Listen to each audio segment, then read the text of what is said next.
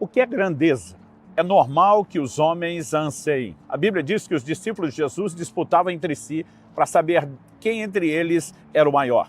Jesus os corrige não apenas pelo espírito de competição, mas também pela definição de grandeza. E ele mostra quem é o grande no reino de Deus. Basicamente, o que nosso Senhor nos ensina, que o problema não está na grandeza, mas na nossa definição dela. Esse é o assunto da nossa conversa hoje. Nos próximos minutos, nós queremos conversar a respeito disso. Fique comigo.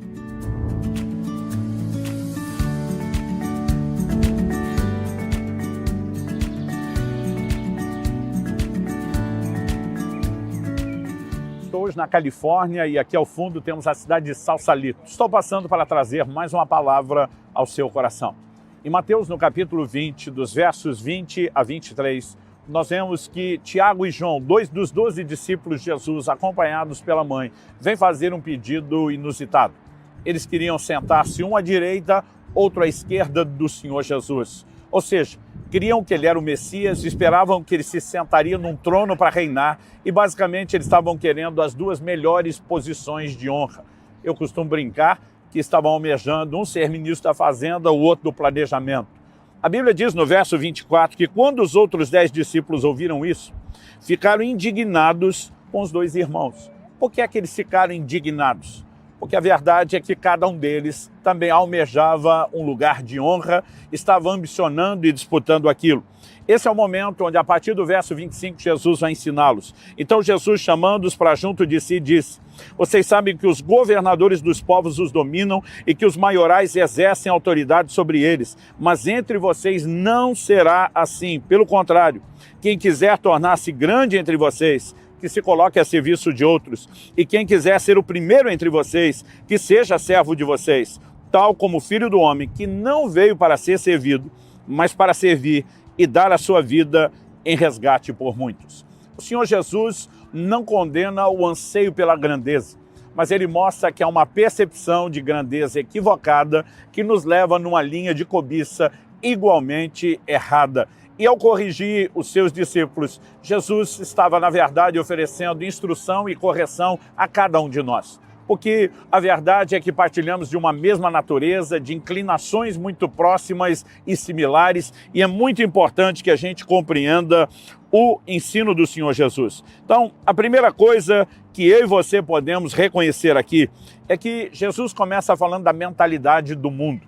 Ele fala dos reis, dos governantes, daquilo que as pessoas anseiam, e ele está falando como o mundo sem Deus pensa e processa.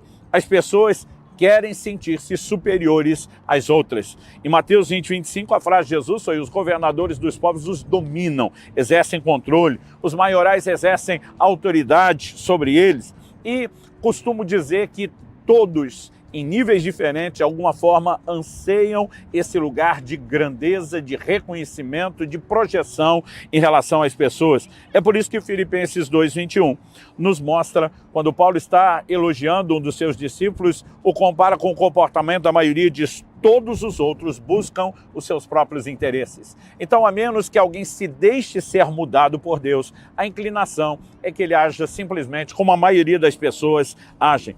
Em Lucas 22, 27, Jesus questiona: pois qual é o maior? Aquele que está à mesa ou aquele que serve? Não é verdade que é aquele que está à mesa? Isso é a mentalidade mundana. Jesus depois vai explicar: eu vou ensinar vocês a grandeza do serviço.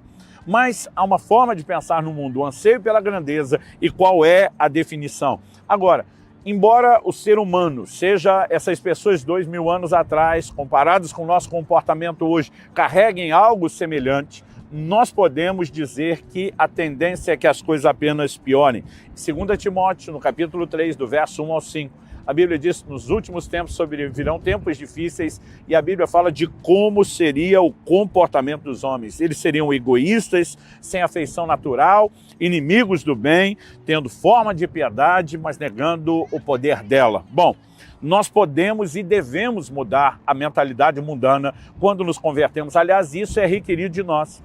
Em Romanos, no capítulo 12, no verso 2, a Bíblia diz: não vivam conforme os padrões desse mundo, mas deixem que Deus os transforme pela renovação da mente, para que possam experimentar qual é a boa, agradável e perfeita vontade de Deus. Então a mentalidade precisa mudar.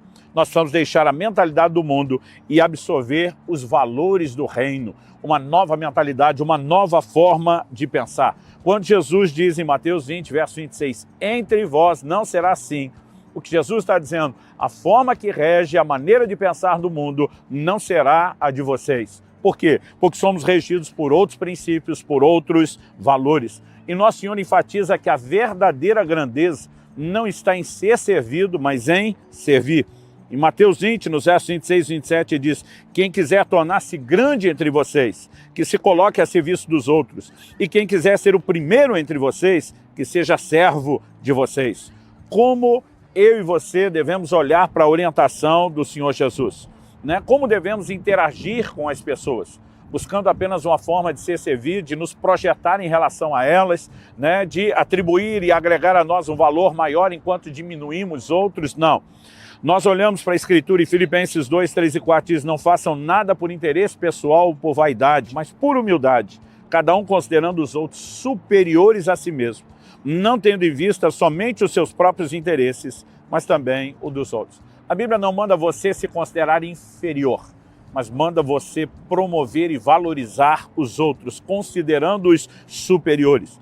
Em 1 Coríntios 10, 24, a Escritura nos pontua, ninguém busque o seu próprio interesse, e sim o do seu próximo.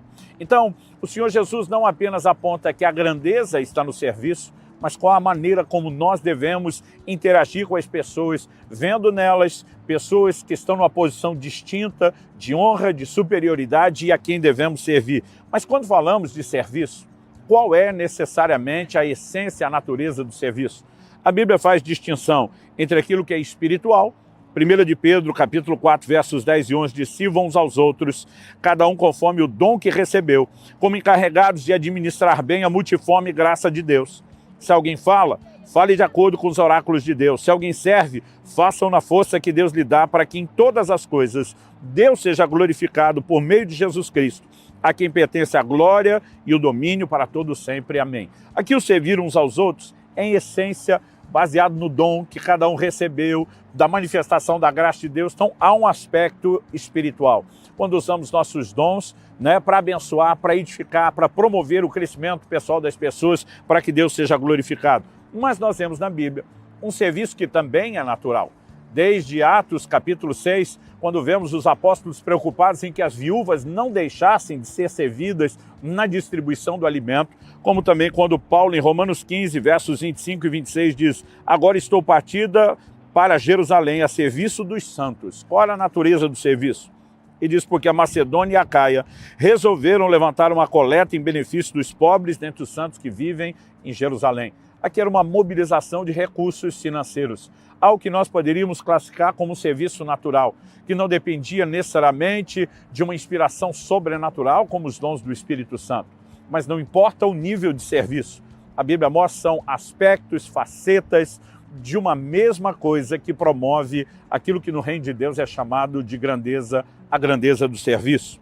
Bom, nós também precisamos entender que na igreja havia um esforço para coordenar os distintos aspectos, às vezes por meio de equipes diferentes. Então, tanto você tem um Paulo, ora se dedicando ao que é natural, ora se dedicando ao que é espiritual, como você tem em Atos 6, os apóstolos dizendo, olha, nós vamos nos dedicar à palavra e oração, ao serviço espiritual, enquanto outros servem às mesas, mas a visão era completa, as duas áreas precisam ser atendidas, e ou a mesma pessoa se intercala nessas duas áreas, ou nós mobilizamos grupos e equipes. Mas, em terceiro e último lugar, eu quero destacar o que talvez a gente possa chamar de principal na visão da grandeza do serviço, que é o exemplo de Cristo. O Senhor Jesus diz, entre vocês não será assim, a mentalidade do mundo, os maiorais exercem autoridade. Ele diz, pelo contrário, quem quiser ser grande entre vocês, se coloque a serviço dos outros. Quem quiser ser o primeiro entre vocês, seja servo de vocês. Aí ele diz, tal como filho do homem.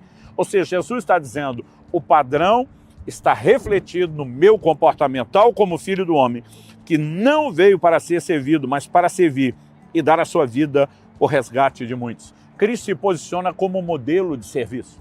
No Evangelho de João, no capítulo 13, nós vemos que na última ceia, Jesus pratica o ato do lava-pés. que era algo que o escravo, e normalmente o menor escravo na casa, é quem fazia. Tanto que quando Jesus decide lavar os pés dos discípulos, o apóstolo Pedro diz, não, não, não, Senhor, comigo não. E Jesus disse, se eu não fizer isso, né, você não tem parte comigo. Então Jesus no final, em João 13:15, diz, eu lhes dei o exemplo para que, como eu fiz, vocês façam também. Ou seja, ele está dizendo, eu não apenas me esvaziei, deixando, né, a posição de Deus, assumindo a forma humana, vindo para me sacrificar, fazendo tudo por vocês, mas agora, enquanto homem também, eu desço ao nível do servo mais baixo da casa, mostrando para vocês como devemos agir e como devemos nos comportar. E eu e você devemos nos espelhar em Cristo. Filipenses capítulo 2, a partir do verso 5 ao 11, diz, tenham entre vocês o mesmo modo de pensar de Cristo Jesus. Ou seja, reproduzir a mentalidade, os valores, o comportamento. Tenham entre vocês o mesmo modo de pensar de Cristo Jesus, que mesmo existindo na forma de Deus, não considerou ser igual a Deus algo que deveria ser retido a qualquer custo. Pelo contrário, ele se esvaziou, assumindo a forma de servo, tornando-se semelhante aos seres humanos. E reconhecido em figura humana, ele se humilhou, tornando-se obediente até a morte e morte de cruz. Por isso também Deus o exaltou sobremaneira e lhe deu o nome que está acima de todo nome, para que ao nome de Jesus se dobre todo o joelho nos céus, na terra, debaixo da terra, e toda língua confesse que Jesus Cristo é Senhor, para a glória do Pai. Ele continua mantendo o mesmo coração, o mesmo espírito de servo, a despeito de toda a sua grandeza como Deus. E ele nos ensina assim a grandeza do serviço. Que eu e você possamos viver não para nós mesmos, não como sendo o centro, esperando que tudo gire em torno de nós e que as pessoas façam por nós, mas que nós possamos assumir a mentalidade e o exemplo de Cristo. Servir as pessoas no natural e no espiritual, para a glória de Deus.